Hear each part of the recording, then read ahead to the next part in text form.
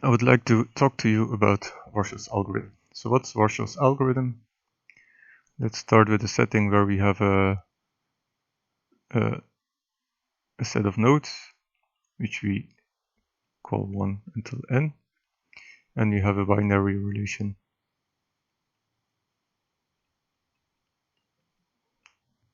on the set of nodes.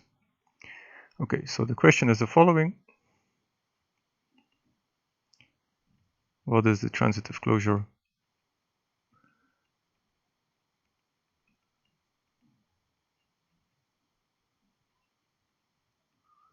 of this binary relation? So just to recall, what's the transitive closure? Right, you have that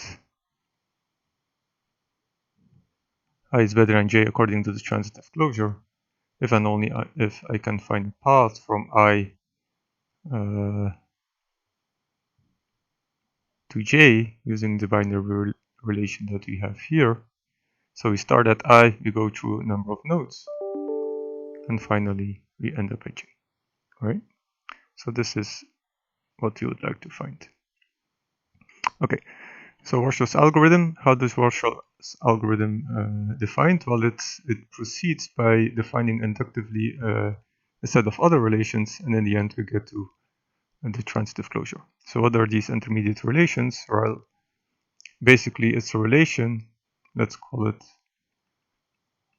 like this, right, with the brackets below, and you say that I is related to j according to this relation if j can be reached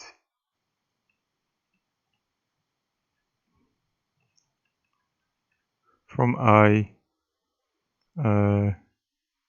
using intermediary nodes.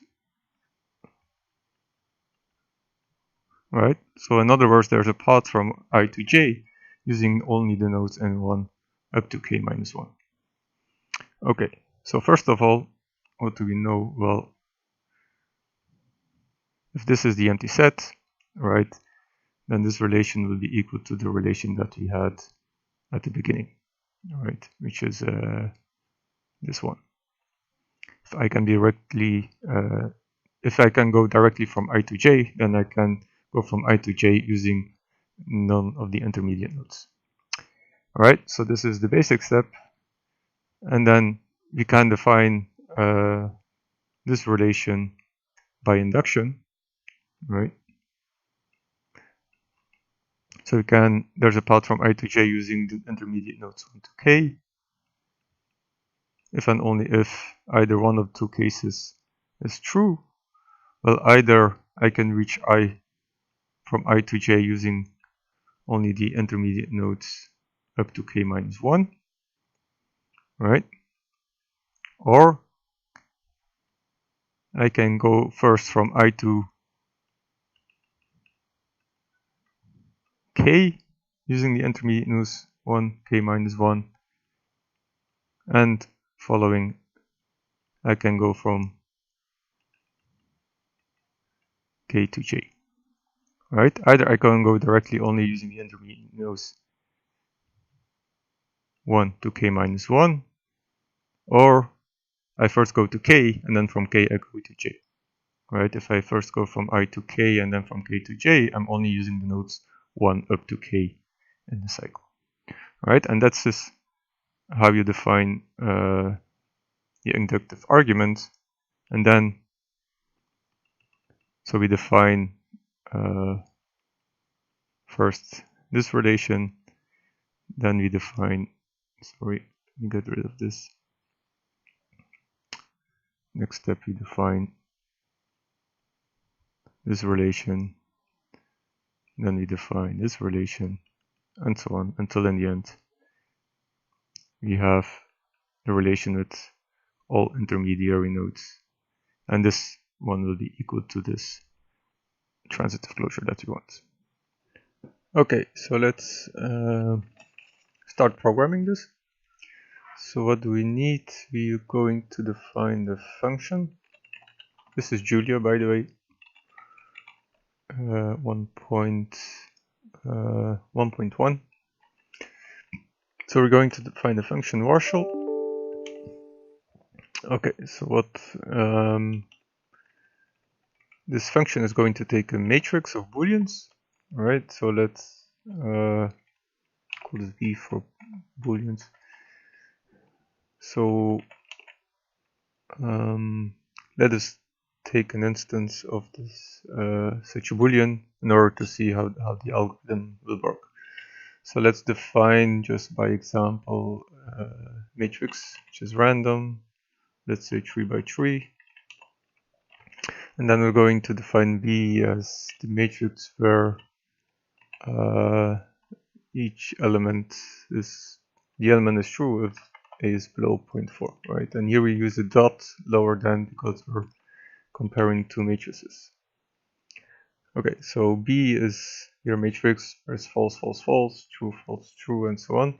So this means that, for example, here we have a binary relation that points from 2 to 1, 2 to 3, from 3 to 1, and 3 to 2, right? So these are comparisons. And you would like to evaluate Warshall B, right? So now it does accept it, but it doesn't do anything. All right, so the type of B, let's have a type declaration, is going to be an abstract array containing Boolean values. All right, so let's just double check that this is taken. Okay, so let's first get the size of B. All right, number of rows, number of columns, size B, and you would like to make sure that this is a square matrix. So we're going to put an assertion for n to be equal to m. If this is violated, then we're going to say please input a square matrix. Alright, so for example, if I define not a 3 by 3 but a 3 by 2,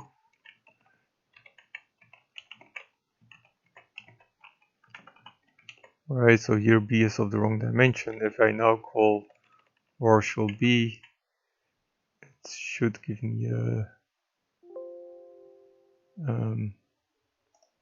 of course I have to spell it correctly, so it this didn't give me the assertion. I probably need to restart Julia because I already sorry, let's exit, because I already defined the function Warshall without any declaration, right?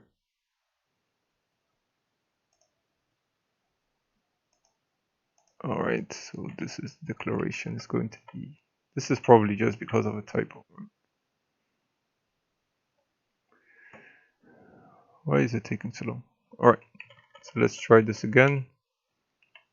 We have a 3 by 2, we have B, no, we have an assertion there that says please input the square matrix. Okay, so after this we're sure we have a square matrix. So what's going to happen? Well, we're going to have to loop over all subsets of, not subsets, but we're going to loop over K. Alright, so this is going to be our outer loop for K and 1 up to N, and here we're going to have our inner loop over all ij's, right? Because each time we're going to define if whether I is greater or equal to j, depending on subset up to level K. Okay, so for I in 1 to n, for j in 1 to n, let's get all the n's in there. What are we going to do? Well, if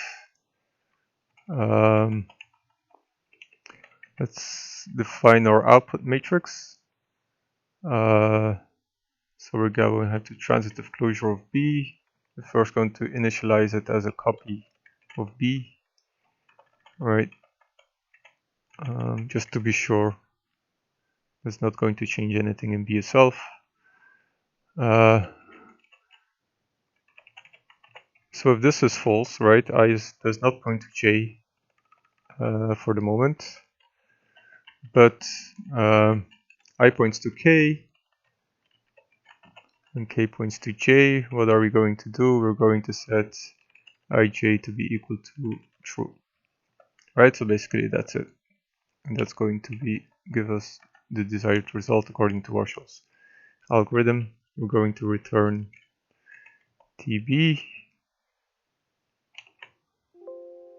and this is you have an end to short, right? So after the if, you also need an end. All right, so let's check this if this runs. So this doesn't, because b is still 3 by 2. So let's just run this. So what do we get now? We get a 3 by 3 matrix. Let's see if this is indeed a transitive closure of B. So what's B? Seems to be all the same matrix. Oh, here we have a true. 2 points to 3 because 2 points to 1 and 1 points to 3, right? So 2 points to 3. All right. So this seems to be working. The only problem here is that we don't see the paths, right? So it's kind of tricky to see whether this is actually going to give us the desired results, and also it might be of interest to see actually the paths of the transitive closure. So how are we going to do this? We're going to let's introduce an object that's going to give us, if this is true for ij, then it's also going to give us a path from I to j, right? So what are we going to do? We're going to have an object. I already draw it here. It's a matrix of vectors.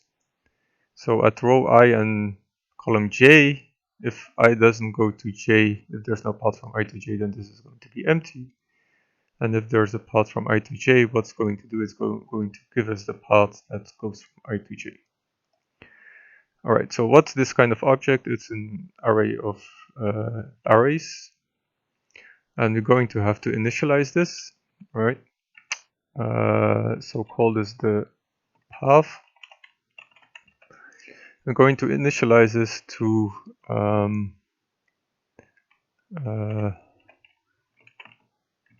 so let's have an if statement here.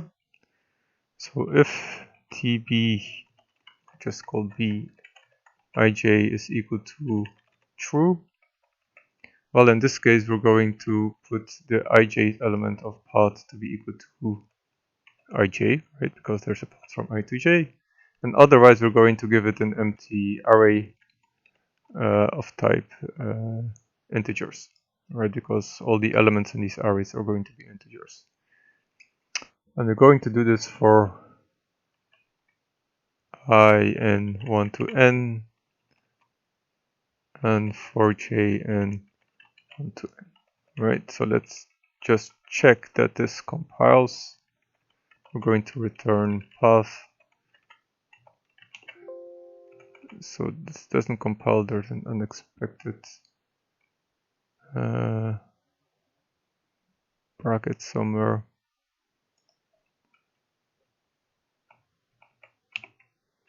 Is this what's going wrong? Yes, apparently. And now Warshall should give me two things.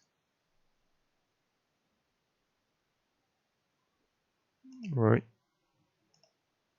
Oh. This is so 1, 2 gives me the matrix 1, 1. So this looks a bit ugly, right?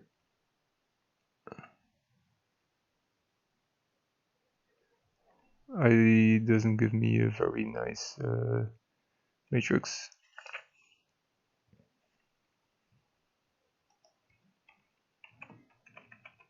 So probably this is going to give me a nicer matrix. Let's see.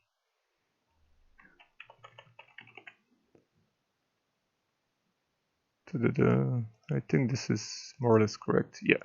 Okay. So if I look at B, 1 goes to 1, that's okay. 1 goes to 3, 2 goes to 1, 2 goes to 2, and so on.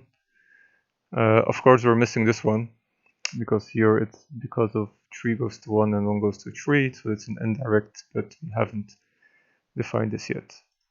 Okay, so what are we going to do? Well, if we have a transitive path, right, so no direct path, we're going to update the path from I to j, and how we're going to do this, we're going to append to the path ij. We're going to append this with path ik first. First we're going to in order to go from I to j, we're first going to k. And then we're going to append it again with the path from k to j. Right? So here we're going from I to k and here from k to j. Of course, this will contain the node k and this will contain the node k. So basically we will have kk after each other. So we're only going to take this from the second element to the end, right? So we're going to, here we have k at the end and here we're going to drop k from the beginning. So we don't have a double accounting going on. Right, so this should give us what we want. Let's run this again. Alright, so this seems like going to work. Let's take an indirect path. So for example here we have from 2 to 1, which is going to work, and then from 1 to 3, which is also, so this is the indirect path. Here we have one from 3 to 1 and from 1 to 3. Alright, so let's take a more fun example. Let's take a 7 by 7. Now we have a 7 by 7.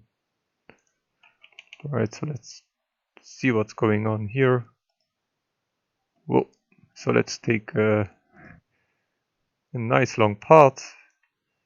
For example, I think this is from 3 to 2. 3 to 2 is correct. From 2 to 4 is correct. From 4 to 7. 1, 2, 3, 4 to 7. This is correct. And from 7 to 3, the last one is correct, right? So here we have already very long paths, and you see that basically this isn't entirely transitive, right? So everything points to everything, but sometimes you have to do it using a very, very long path. So this seems to work. This is Warshall's algorithm, programmed in Julia.